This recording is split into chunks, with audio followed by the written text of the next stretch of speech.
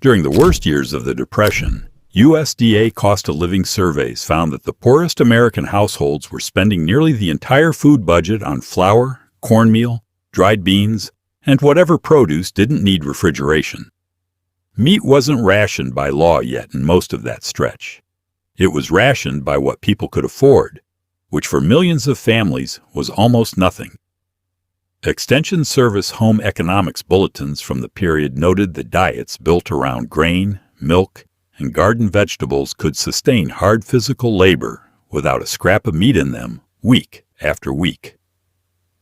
Federal Writers Project interviews collected in the 1930s described kitchens where a single pot did the work of an entire menu, where nothing left a plate uneaten, and where a meal counted as a meal whether it had 6 ingredients or 2. Number 11 on this list is a cake built without eggs, without milk, and without butter. And it's mixed in the pan it bakes in, so there's no bowl to wash. Number 1 is soup so thin by design that it disappeared almost entirely once refrigeration and steady grocery money made stretching a single can of tomatoes across a family unnecessary. Some of these dishes taught people to cook with nothing. Some of them are still how families stretch a paycheck today, whether they call it that or not. If you've ever eaten the same thing 3 nights running because that's what was left, or fed a kid on bread and butter because that's what was in the house, hit subscribe. This channel exists to put names and history back on food that people were often ashamed to admit they ate, and there's nothing shameful in any of it. Let's start at 19. Number 19, Hoover Stew. Named, half in mockery and half in exhaustion, for the president many blamed for the country's collapse, this was macaroni boiled soft, canned tomatoes stirred in, and whatever vegetable happened to be on hand that week. Carrots, corn, a lone onion. Everything went into one pot over one fire, because in the shanty towns that took his name too, that was often all there was. Cook time ran under 30 minutes since macaroni was the only thing in the pot that needed real heat. A single can of tomatoes and a nickel's worth of dried macaroni could feed a family of 4 for one sitting, sometimes stretched to 2 by adding water and more vegetables the second night. It solved the exact problem of a Hooverville kitchen. One pot, one flame, no icebox, and a crowd that needed feeding out of whatever a man could carry or grow. The smell was simple. Tomatoes reducing over low heat, a little sweet, a little sharp. Men who'd lost jobs, then houses, then addresses, cooked this over oil drum fires, because it asked nothing of them they didn't have. The bitter joke of naming a hungry man's dinner after the man blamed for his hunger says more about that decade than any statistic does. Number 18, milquetoast. Bread toasted hard, then dropped into a shallow bath of warm milk until it went soft at the edges, sometimes with a spoon of sugar or a pat of butter melting on top. One pan, one burner, 5 minutes. Bread and milk were the 2 cheapest sources of real calories a household could buy. Used both without waste. It solved a narrower problem than most on this list. Feeding someone with almost nothing left in the kitchen, late at night, or early in the morning, when a full meal wasn't coming. It was soft enough for a sick child, a tired old man, or anyone eating alone with no appetite for anything more complicated.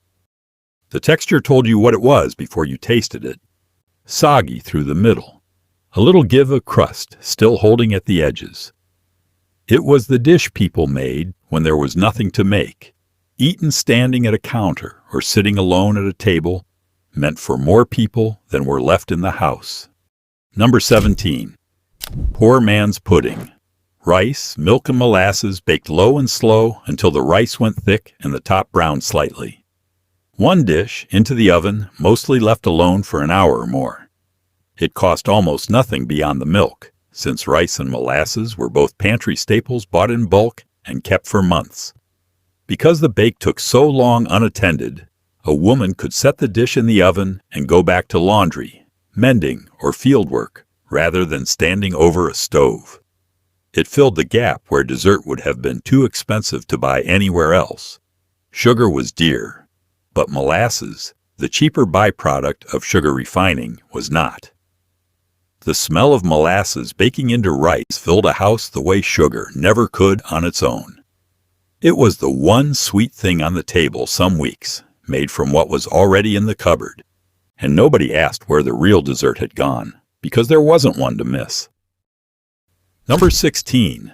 Water pie.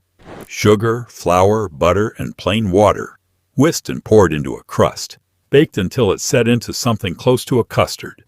No eggs, no milk, because plenty of households had neither some weeks, when hens weren't laying and the cow was dry. 1 bowl to mix, 1 pan to bake, under an hour start to finish. It cost less than any other pie filling a family could make, since it needed nothing but staples already in the house. It solved the specific problem of wanting a real dessert on a day when the 2 ingredients most pies depend on simply weren't available. The filling jiggled faintly when the pan moved, set but not stiff, more custard than pie in texture. Women swapped this recipe hand to hand in the way people share solutions rather than luxuries. Proof that pie didn't require a full pantry, only a full oven and a little nerve. Number 15. Dandelion greens with bacon grease. Forage greens, wilted, fast in a skillet with drippings saved from the last time bacon had been in the house at all. 1 pan, a few minutes over heat, nothing measured. The greens cost nothing. They grew in yards and fields, whether anyone wanted them there or not. And the grease had already been paid for once in an earlier meal, then saved rather than thrown out. This dish solved a seasonal problem specific to early spring. The root cellar was nearly empty, the garden hadn't come in yet, and dandelions were often the only green thing available to eat. The bitterness of the raw leaf turned mellow once the fat hit it, cut just enough to be edible in quantity. Families in rural stretches of the country ate this not because anyone liked dandelions especially, but because the alternative some weeks was no vegetable at all. Turning a lawn weed into supper wasn't resourceful in the way people mean that word today. It was simply what late March required. Number 14. Cracker pudding. Stale crackers, broken down and soaked in milk until soft, sweetened and baked until they set it to something dense and warm. 1 dish, 1 oven, built entirely from crackers that had already gone past their best and would otherwise have been thrown out. It cost nothing beyond the milk and sugar, since the crackers themselves were already a sunk cost sitting stale in the tin. It solved the smallest but most constant problem in a Depression-era kitchen. Nothing got wasted, not even the broken, softened bottom of a Cracker Barrel. The texture came out soft and slightly crumbly, closer to bread pudding than to anything crisp. Waste wasn't a choice families were making. It was a line they couldn't afford to cross, and dishes like this one existed at exactly that line. This isn't really a list about cheap food. It's a list about how people made it through a week alone, with almost nothing, and still called what they ate supper. Number 13. Vinegar pie. A mock lemon pie made entirely from pantry staples, vinegar, sugar, flour, and water, cooked into a filling with enough tang to fool a hungry mouth into thinking it had tasted citrus. 1 pot for the filling, poured into a crust, baked until set, no more than 40 minutes from start to finish. It cost pennies, since vinegar sat in nearly every kitchen already, and lemons had to be shipped in from groves hundreds or thousands of miles away, an expense many rural households simply couldn't justify. It solved the problem of wanting something bright and sharp on the tongue in places where citrus never reliably arrived, especially in the inland South and Midwest, far from any Porter Grove. The sharp bite of the filling cut through in a way that surprised people who didn't expect vinegar to taste like anything but vinegar. This was a pantry standing in for a supply chain that didn't run through these towns, and it worked well enough that some families kept making it long after real lemons became easy to find. Number 12. Fried cornmeal mush. A big pot of cornmeal mush, cooked once and left to set on a loaf pan overnight, then sliced thick the next morning and fried in a hot skillet until the outside crisped and the inside stayed soft.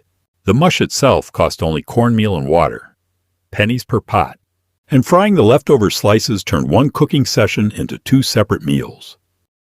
It solved a real logistical problem.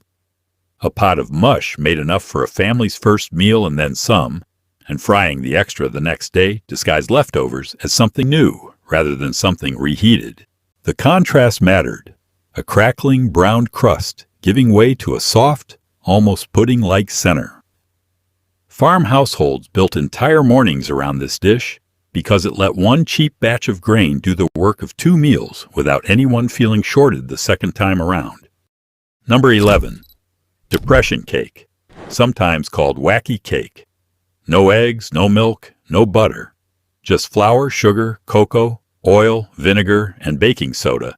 Mixed directly in the pan it would bake in, because there wasn't always a second bowl worth dirtying, or the water to spare washing one. 3 small wells got pressed into the dry ingredients right there in the pan. 1 for oil, 1 for vinegar, 1 for vanilla if a bottle happened to be in the house, before water went over the top and the whole thing got stirred together with a fork. The vinegar hit the baking soda the moment it was stirred in, a faint fizz and a chemical reaction, doing the work eggs would normally have done to make the cake rise. It cost almost nothing, since none of its ingredients depended on a cow being in milk or hens laying that week, a real concern in households where both were seasonal and unreliable, and where eggs sold at market were often worth more than eggs eaten at home. It solved the absence of eggs and dairy entirely, rather than working around a partial shortage, which made it usable in kitchens that had neither for months at a stretch, not just for a bad week. The smell of cocoa and vinegar mixing was strange before it baked, and ordinary once it did, the sharpness burning off in the oven's heat.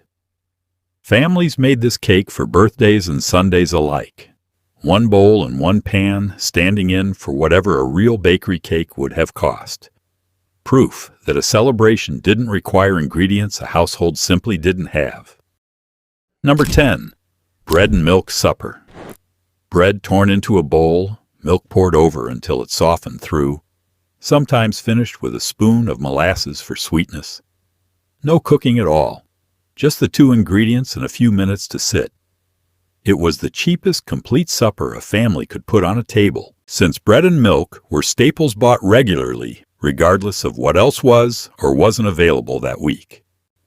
It solved the end-of-week problem almost every household faced.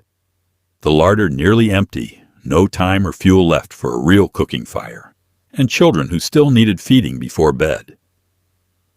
The bread went soft and heavy in the bowl within a minute, milk soaking all the way through to the crust. It was 2 ingredients, prepared in under 5 minutes, and it still counted because it had to. This stopped being about money a long time ago on this list. By the time you're feeding a family on bread soaked in milk, you're not economizing anymore. You're refusing to let anyone go without. Number 9. Potato soup. A thin broth built from potatoes and onions, simmered until soft, sometimes finished with a splash of milk if there was any to spare. 1 pot, over an hour of slow cooking, nothing more complicated than that. Potatoes were the cheapest source of real calories a family could buy or grow, and a root cellar full of them could carry a household through an entire winter if it was managed carefully. This soup solved the problem of feeding a large family from a small store of ingredients that had to last. Thinning the broth with water meant more bowls came out of the same pot of potatoes. Steam rose thick off the surface, and the potatoes gave easily under a spoon, soft enough that no one needed teeth for it. A thin soup wasn't a sign of a family going without. It was often the sign of a family stretching what they had far enough that everyone at the table got a bowl. Number 8. Creamed peas on toast. A small amount of peas, canned or from the last of the garden, folded into a milk and flour gravy, poured over toasted bread. 1 skillet for the gravy, a toaster or hot pan for the bread, 15 minutes total. It turned a portion of peas too small to serve on its own into something that filled a plate, since the gravy multiplied the visible amount of food without multiplying the cost much at all. It solved a specific problem common to small gardens and small budgets alike, not having enough of any single vegetable to serve a family a real portion of it plain. The gravy came out pale and thin, clinging to crisp toast underneath. Church suppers and farm kitchens both leaned on this dish because it let a handful of peas look and taste like a real course rather than an afterthought. Number 7. Onion sandwiches. Sliced raw onion between two pieces of bread, spread with mayonnaise or butter if either was on hand. No cooking, no heat, put together in under a minute. Onions kept for months in a root cellar without spoiling, making them one of the few vegetables a family could count on having in February as reliably as in August. This solved the problem field and factory workers faced at midday. A lunch that needed no stove, no reheating, and no time lost to preparation before a shift or a long stretch of field work. The raw bite of onion was sharp enough to notice with every mouthful. Nothing sweet about it. This wasn't a sandwich built around flavor. It was built around what didn't spoil, carried in a pail to a job that didn't wait for lunch to be interesting. Number 6. Sugar sandwiches. Bread, a scrape of butter, and a spoon of sugar sprinkled over the top. Folded closed. No cooking, no ingredients beyond what sat in nearly every kitchen, put together in seconds. This was often the fastest and cheapest source of real calories a parent could hand a child heading out the door to school or to work in a field. It solved the exact moment when a parent had almost nothing in the house and a child who still needed to eat before leaving. Sugar stood in for what butter or jam or anything richer would have provided in a better year. The sugar stayed gritty against the tongue rather than melting in smooth, a texture kids of that era remembered decades later. Sweetness here wasn't a treat in the way people mean that word now. It was what a parent had left to offer, and it did the job. Number 5. Cabbage and noodles. Cabbage sliced thin and fried until the edges browned and caramelized, then tossed with egg noodles boiled soft, finished with butter if it was in the house. One skillet, under 20 minutes cabbage doing most of the real cooking. A single head of cabbage kept through an entire winter in a root cellar, and a small amount of noodles stretched it into a dish that could feed a whole family rather than a side dish for one. This solved the problem German and Eastern European immigrant households across the Midwest faced constantly, turning one vegetable that survived winter storage into a main course substantial enough to call supper.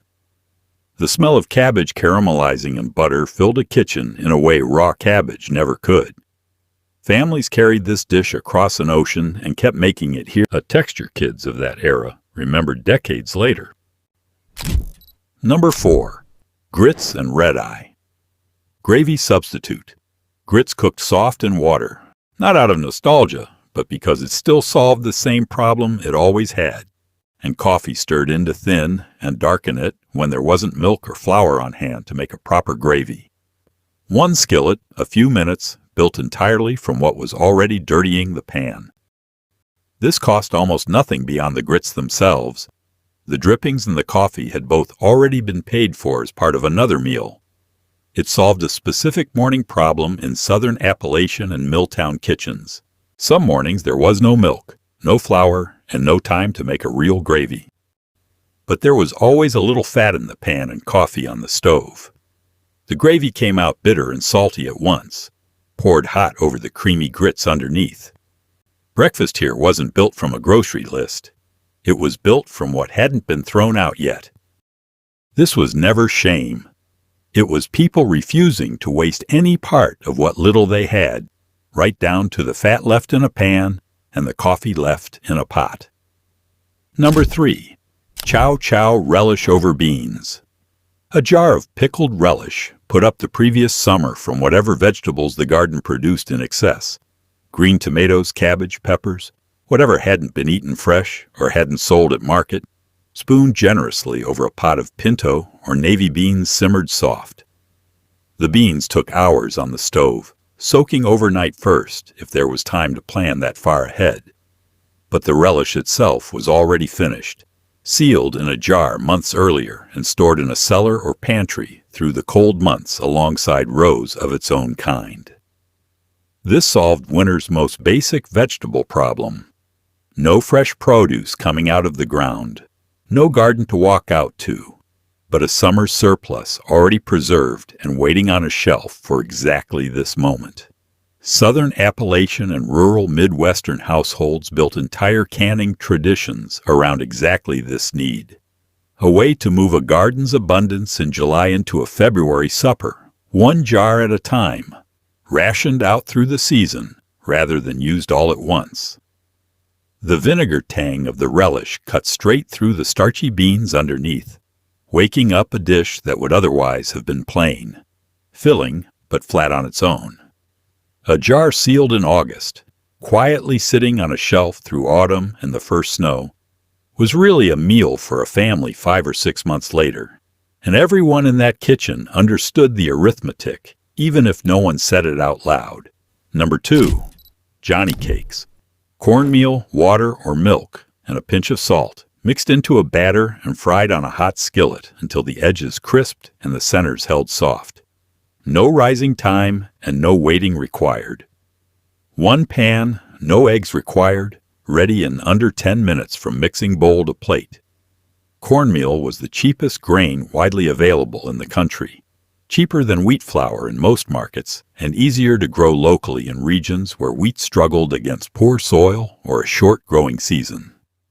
This dish solved the need for bread on tables where wheat flour was too costly, yeast wasn't on hand, or an oven wasn't available at all. A hot skillet over a fire, even an open one outdoors, was enough to turn cornmeal and water into something that passed for bread at the table. The griddle sizzled the moment batter hit it, and the crust that formed held a crisp edge against a soft, almost creamy center underneath. A texture contrast that needed nothing added to be satisfying. This is a food old enough to have fed households a century before the Depression, and to still be feeding them a century after. Not because anyone was being nostalgic about it, but because the problem it solved, bread without wheat, without yeast, without an oven, never fully went away for the people who needed it most. Number 1, watered down tomato soup. Canned tomatoes, thinned with water until a single can stretched to fill 2 or 3 times as many bowls, with a pinch of baking soda stirred in to cut the acid so it wouldn't turn hard on an empty stomach. One pot, maybe 10 minutes over low heat, nothing more to it than that. A single can of tomatoes, bought for a few cents, could be made to feed far more people than the label ever intended, simply by adding water until the batch matched the size of the family at the table. This solved the most basic problem this entire list has been circling around: feeding the most people possible from the smallest amount of food actually in the house. The broth ran thin and faintly fizzed, where the baking soda met the tomato's acid. A small chemical trick standing between a rough dinner and a rougher stomach. This is the plainest dish on this entire countdown, and it might be the truest one. It proves a family could take almost nothing, 1 can, some water, a spoon of soda from the box under the sink, and still sit down together and call it supper. What ran these 19 kitchens wasn't money, because most of these households didn't have any to spare. It was memory. A mother's method passed hand to hand, a technique for stretching 1 can or 1 head of cabbage further than it looked like it should go. It was necessity, plain and unglamorous, showing up in a bowl 3 nights running because that's what was left. And it was dignity, quiet and unspoken, in every decision to waste nothing and still call the result a real meal worth sitting down to. Most of that skill is gone now, not because anyone forgot how hungry people once were, but because most of us have never had to learn it. Pick 1 dish off this list this week, one you can actually picture cooking in your own pot on your own stove, and make it exactly as plain as it was meant to be. Then sit down and eat it slow.